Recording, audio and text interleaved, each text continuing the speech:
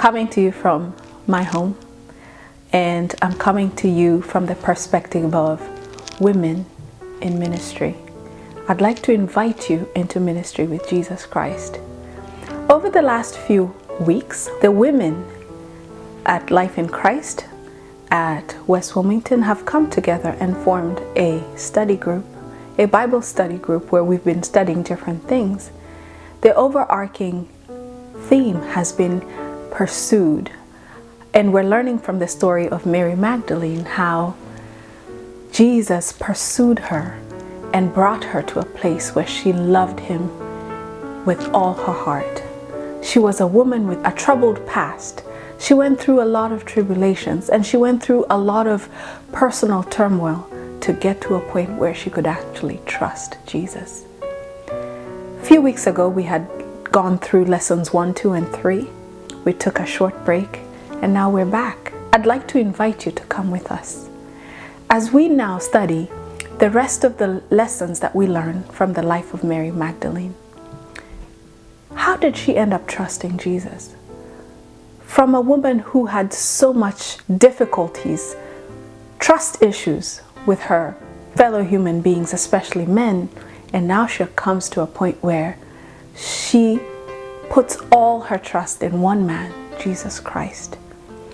She followed him throughout his preaching career on earth. She was one of his followers on his tours as he preached around the countryside. So now we want to see what she does, especially when she faces a personal tragedy. Her brother Lazarus, whom she loves, passes away. Where's Jesus when she needs him most? We are digging into what was going on in her heart during these times. What was going on in her mind? Why was Jesus not coming back right away so that he could heal her brother? She had expectations of Jesus to show up right away and heal her brother. She met him when he came back and says, "Jesus, if you had been here, my brother would not have died."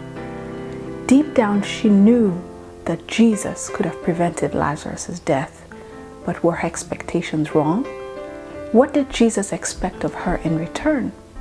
We're studying this lesson, Pursued. The writer brings about a very beautiful perspective, and this is how our expectations of God as our friend, what are his expectations of us as his friends?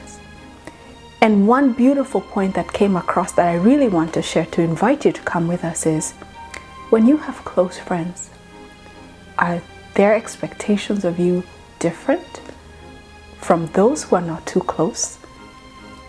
There are certain liberties that close friends take that you may not choose to do with other people who are just acquaintances or maybe not as close.